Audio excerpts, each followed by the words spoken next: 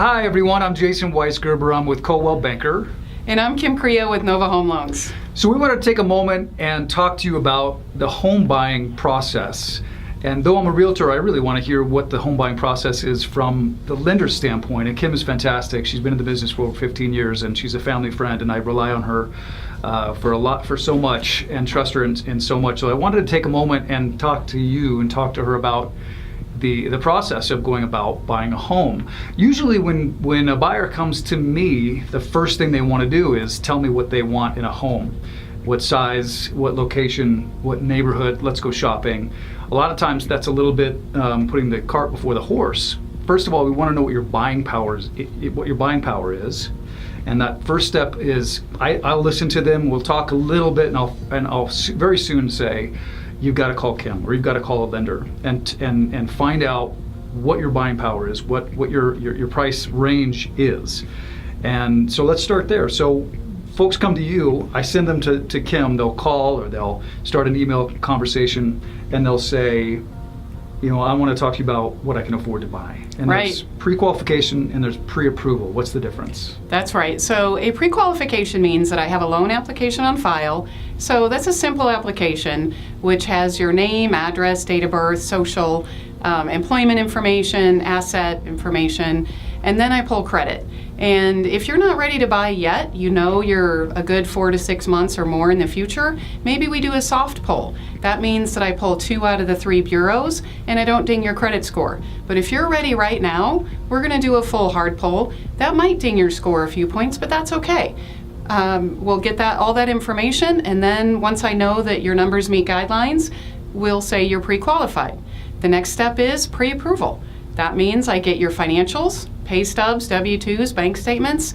I verify that against what's in the file and guidelines, and now you're pre-approved. Right.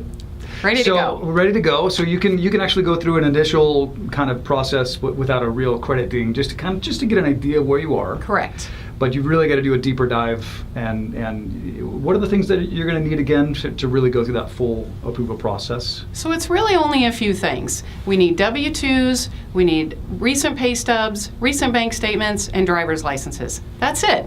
Good. Okay. Easy. So then they're going to get a response back from you, and you're going to tell them you are pre-approved for X dollar amount in purchase price or X dollar amount in monthly payment, depending on how we've structured the loan. Yes, and we can talk more another time about down payments and how that affects the loan and that kind of thing. Loan options, absolutely. Loan options, and so at this point they're going to come back and talk to me, and that's when we're going to really start diving into what you really want to buy and where you want to buy. Go do some shopping and find the home that you want to make an offer on. Right? Correct. So then we're going to make an offer, and at this point we're going to be showing them proof of funds, or we're going to be showing them a lender letter from Kim. Right. So I'll create a lender letter that's specific to your offer. And it'll say you're pre-approved for whatever dollar amount you're offering. I provide that to you because we're going to work as a team to make sure we get you as the buyer to the closing table on time, happy, smooth, easy transaction. That's right. And the sellers that sell in their homes, they want to know that you've already been through this process and you have all of the documentation you need. And we send this letter along with our offer. And let's say it gets accepted. We're now under contract. And once we're under contract, there are a couple things that happen, but on the lending side, I'm ready to move forward with loan disclosures and then take all the financials you provided and submit it to our processing folks. That's where they start doing the due diligence work on the back end to prepare the file for underwriting. Yep, and as she's going through that, on our side, on the realtor side, we're going to start getting that inspection ready, and through the lender's going to start going through the appraisal process. Right. So by law, we're required to order an appraisal through a third party. So we will order that while you're working on the inspection. And what influence does the appraisal have on this process? So generally speaking, it's a requirement of the loan for the investor to know that what the market value of the property is. So let's say we put an offer in on a home that's listed at $350,000, right? And we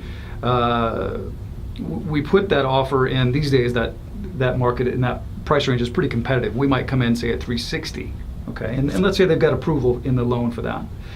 We make that offer at $360,000, $10,000 over the list price, and then we've got to go through the appraisal process, which is really where the rubber hits the road. Because the appraisal might say, The appraisal might come in at $350,000, even though you're under contract for $360,000. So now you need to decide, do you want to pay the extra $10,000 and cash out of pocket, or is that property not worth it to you? right. So you have two choices. We can continue, but that $10,000 appraisal gap is what we call it, will either come out of your pocket in cash. The other option is to go ahead and pass on that home altogether and start over. Correct. So let's say we go ahead and continue, move forward, appraisal gets done, inspection gets done. And now we've got our whole credit package with your financials, the title work, verification of employment, the appraisal in the underwriter's hands. They review all of the information. They might need additional information. If they don't, then we get a final loan approval and we're ready to close. Ready to close. So we've gone through the inspection, we've gone through the objections in the inspection to fix whatever things that we would like to have fixed. We're passed on those things. The appraisal and the loan process has been done, Completed and approved. been improved, and next step is to sit at the closing table. That's right. Sign your closing documents and get ready to move and enjoy. And one more thing, I know that we get this question a lot, closing costs. What can somebody expect approximately? Generally speaking, expect about $5,000 for closing costs and prepaid items, Okay, so they come to the closing table, they've already paid their earnest money, right? Which is credited towards your closing costs and prepaids. okay, and then they're gonna have the Down payment. down payment from them for a wired transfer or a... Depends on the title company. It's either a wire transfer or a cashier's check, but it must be guaranteed funds And the rest of it comes from, from us. yeah. And that's where all the money comes from. And you're done. That's right. Then you get literally the keys are passed across the table in most cases, and you've closed. That's right. Now it's time to move and enjoy. Enjoy. So that's it for now. Thank you for joining us. Again, you can find Kim at her information on the screen and mine as well. We hope to see you soon.